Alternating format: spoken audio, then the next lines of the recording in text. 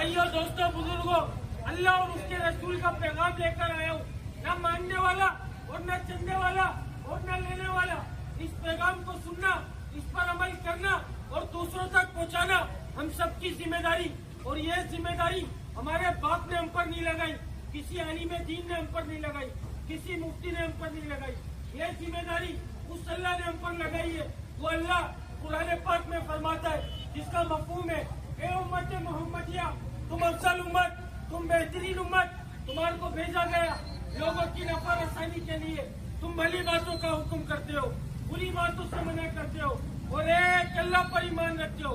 अल्हम्दुलिल्लाह हम सब मुसलमान, हम सब ने अजीम और शान कलमा पढ़ा, ला इलाहा इल्लल्लाह मुहम्मदुर रसूलुल्लाह।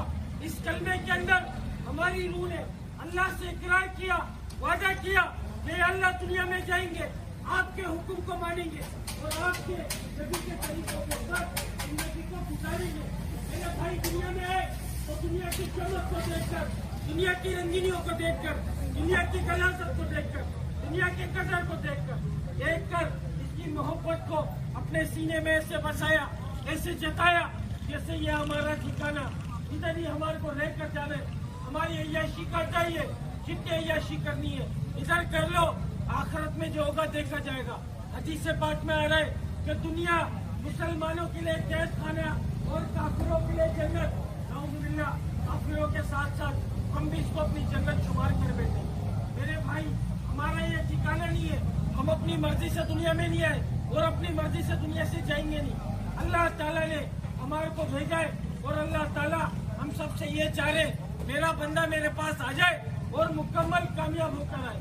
मुकम्मल कामयाबी तिजारत में, वजारत में, सदारत में, किसी ओहदे में, किसी डिग्री में, मेरी सोच में, मेरी चालाकी में, मेरी जानत में, मेरे माल में, मेरी दुकान में, मेरे बंगले में, मेरी गाड़ी में, मेरे लालच में, मेरी होशियारी में, मेरी चालाकी में।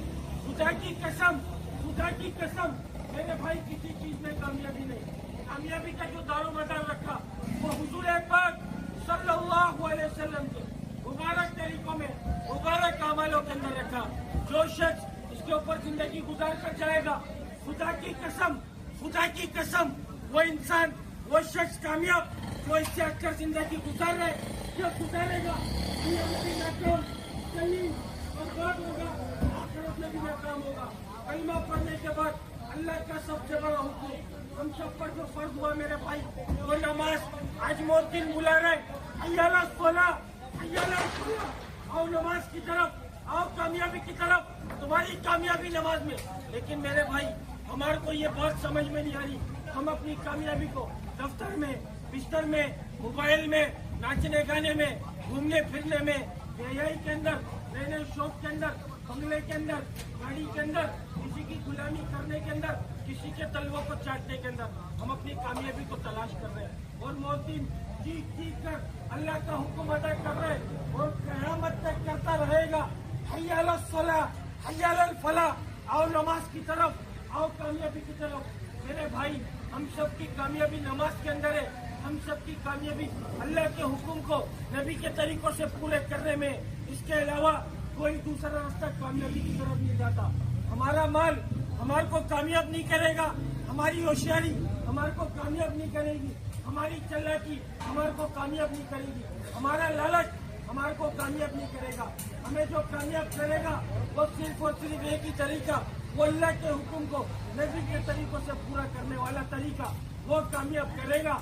इसके अलावा कोई दूसरा रास्ता कामयाबी का नहीं है। मेरे भाई, अपने मकसद को जानो, अपने मकसद को पहचानो। हम दुनिया में दुनिया बनाने नहीं आए, हम दुनिया में दुनिया कमाने नहीं आए। हम जो भेजे गए वो सिर्फ और सिर्फ, सिर्फ और सिर्फ, सिर्फ और सिर्फ आखिरत की